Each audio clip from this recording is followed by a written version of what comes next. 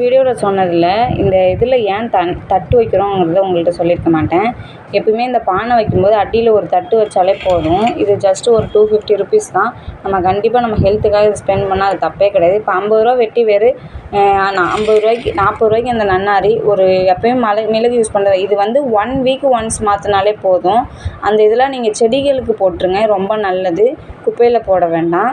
இன்னொன்று விஷயம் என்ன அப்படின்னா, இந்த தட்டு ஏன் வைக்கிறோன்னா, அந்த ஓதம் கக்கி கொஞ்சம் தண்ணி கீழே இதாகும். உங்களுக்கு வந்து அந்த இடம் நசன்னு ஆகாமல் இதில் டர்ட் ஆகாமல் இருக்கும். கண்டிப்பாக இது நல்லாவே ஒர்க் ஆகும். வெயிலுக்கு ரொம்பவுமே நல்ல இது. கொதிக்கிற தண்ணி தான் நம்ம நல்லா ஊற்றி வைக்கணும். ஏன்னா அதனுடைய பவர் ஃபுல்லாக அந்த தண்ணியில் அப்சர்வ் பண்ணுறதுக்கு ஹாட் வாட்டர் தான் பெஸ்ட்டு. இது ரொம்பவுமே யூஸ்ஃபுல்லான ஐடியா. டெய்லி வந்து வீட்டிலேருந்து வெளியிலேருந்து வந்து நுழைஞ்சதும் இந்த மாதிரி தண்ணி குடிக்கக்கூடாது. ஒரு 1/2 hour ரூம் டெம்பரேச்சருக்கு வந்தது தான் நம்ம குடிக்கணும்.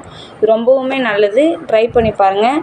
ஒரு லெமன் ஜூஸ் போடும்போது கூட நீங்கள் இதை இந்த தண்ணியை யூஸ் பண்ணிக்கலாம். அதுக்கப்புறம் வெல்லம் ஏலக்காய் இடித்து போட்டு பானகம் செய்வாங்க வெயில் காலத்துக்கு. அதுக்கும் நம்ம இதை யூஸ் பண்ணால் ரொம்ப நல்லது. இது ரொம்ப ஈஸியான மெயின்டெனன்ஸ் தான் இந்த பானை இதுக்கான ஒரு மூடியுமே நான் வாங்கினேன். 1 year ஆச்சு. இன்னுமே எனக்கு நல்லா தான் இருக்குது. எந்த கிராக்கும் எதுவுமே ஆகலை.